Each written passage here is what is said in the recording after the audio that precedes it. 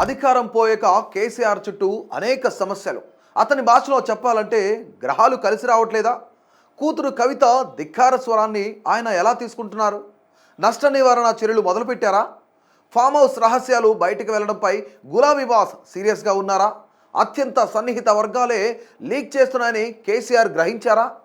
సమస్యకు మూలాలను కేసీఆర్ కనుక్కున్నారని, రేవంత్ రెడ్డి సన్నిహితులు తన చుట్టూ ఉన్నారని తెలియడంతో ఆ కలుపు మొక్కల్ని ఏరేసే పనులు బిజీగా ఉన్నారని వస్తున్న వార్తలు నిజమేనా? అసలు ఫామ్ హౌస్లో కేసీఆర్ కొత్తగా ఏం చేస్తున్నారు? Watch the story. అధికారం కోల్పోయాక బీఆర్ఎస్లో తీవ్ర సంక్షోభం నెలకొంది. ఒకవైపు సొంత కూతురు ధిక్కార స్వరం, మరోవైపు మేనల్లుడు హరీష్ రావు అలక, ఇంకోవైపు కాళేశ్వరం కమిషన్ నోటీసులు, కొడుకు కేటీఆర్ ఏసీబీ ఆఫీసుల చుట్టూ ప్రదక్షిణలు. ఇలా ఎటు చూసినా కేసీఆర్కు ఇబ్బందికర పరిస్థితులే ఎదురవుతూ వస్తున్నాయి.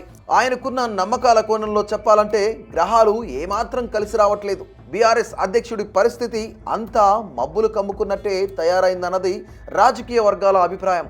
ఆయనకు సంక్షోభాలు, సమస్యలు కొత్తవి కాకున్నా ఇప్పుడు వాటన్నిటికంటే ఎక్కువగా ఓ విషయం బాధ పెడుతుందట. కూతురు కవిత ధిక్కార స్వరాన్ని కేసీఆర్ జీర్ణించుకోలేకపోతున్నట్టు చెప్పుకుంటున్నారు. కేసీఆర్ దేవుడు, ఆయన చుట్టూ దయ్యాలున్నాయంటూ ఆమె రాసిన లేఖ కేసీఆర్నే కాకుండా మొత్తం పార్టీనే ఇరకాటంలోకి నెట్టిందన్నది విస్తృతాభిప్రాయం. ఈ క్రమంలోనే ఆయన నష్ట నివారణ చర్యలకు పూనుకున్నట్టు తెలుస్తోంది.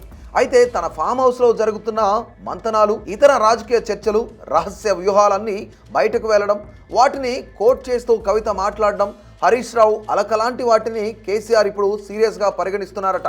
అత్యంత సన్నిహిత వర్గాల నుంచే ఆ లీకులు వెళుతున్నట్టు ఆయన దృష్టికి వచ్చిందట.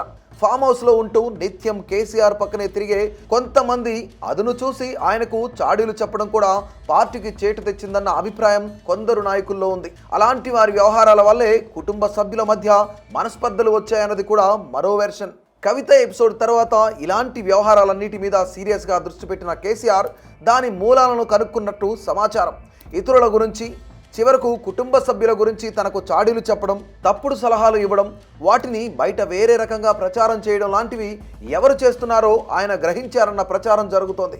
కొందరు తన వెంట ఉంటూనే సీఎం రేవంత్ రెడ్డి సన్నిహితులతో టచ్లో ఉండటాన్ని గమనించిన కేసీఆర్ ఫామ్ హౌస్లో కలుపు మొక్కలను ఏరేయాలని నిర్ణయించుకున్నారట. తన పొలంలోని కలుపు మొక్కలతో పాటు ఏళ్ల తరబడి తన పక్కనే ఉంటూ ఏపుగా పెరిగి పైకి కనిపించని కలుపును కూడా ఏరి పారేసే కార్యక్రమం మొదలుపెట్టారన్న చర్చ పొలిటికల్ సర్కిల్స్లో జరుగుతోంది.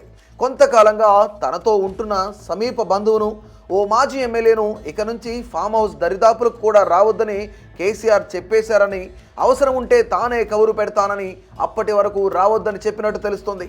తన అనుమతి లేకుండా ఎవరిని లోపలికి అనుమతించొద్దని మెయిన్ గేట్ దగ్గర చెప్పేసినట్లు సమాచారం. మొత్తం మీద మాజీ సీఎం ఫామ్ హౌస్లో పంట పొలాల కలుపుతో పాటు తన చుట్టూ పెరిగిన కలుపును కూడా క్లియర్ చేసే పని మొదలుపెట్టారని బీఆర్ఎస్ శ్రేణులు మాట్లాడుకుంటున్నాయి. కుటుంబ సభ్యులు కూడా ఇది మంచి పరిణామం అని సంబరపడుతున్నట్టు సమాచారం.